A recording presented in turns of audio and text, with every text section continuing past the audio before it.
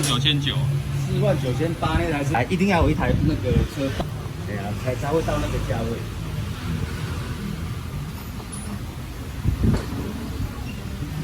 里面这边我要清一清的。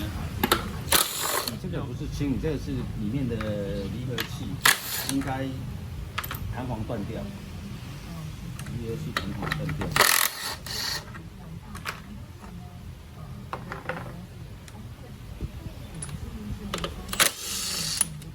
我自从上次的时候，我至少有2、3个人问我，我都跟他讲，你这边在你这边。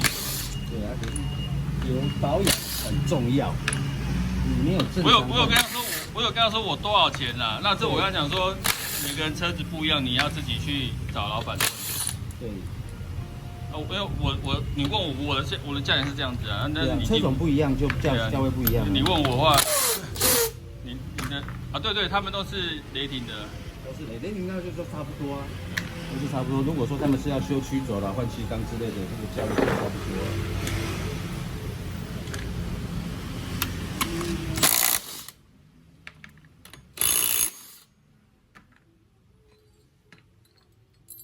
看这个弹簧已经断掉了，所以它会打开。所以它断掉了，它断掉了。所以你的车才会一直往前跑。哪里有断掉？里面有勾一个弹簧，有没有看到？哦，它勾弹簧的点断掉了，在里面。对啊，所以你车才会一直往前跑。那这是传动的珠子，这个倒还好，这边还好。你的皮带，裂痕一堆，都是裂痕，全部都是裂痕，这随时都有可能会断。这该换，都是该换的。对啊，你第一个就是车停不下来，就是因为你的弹簧断掉。OK。这个是另外一个风险，就是那个皮带可能随时会扯断。我这边要气吗？等下空气喷一喷就好了。好。新的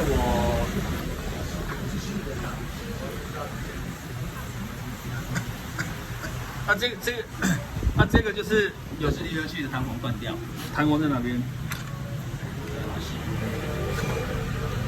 你刚有拆过我的，再细部分解给你看它断在哪里。那我现在是不是要换一个弹簧？还有断，我就是要换哦。不然你车子就是一直跑啊。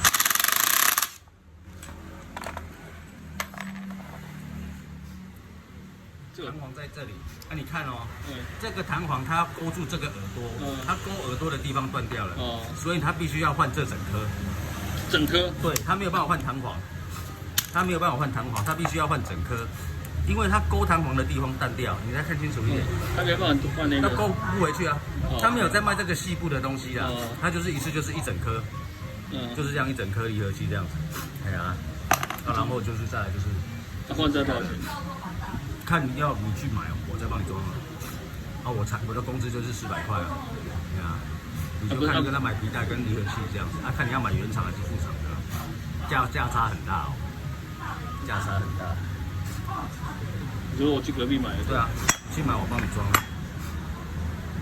看你是要买原厂的还是买副厂的？你直接跟他拿就好了。我没差，直接跟他拿，你会比较省一点的。我们一般你去车行买啊，光进你去厂，有装，比较不会怎样哦。你来干嘛？我是从跑这个，因为这边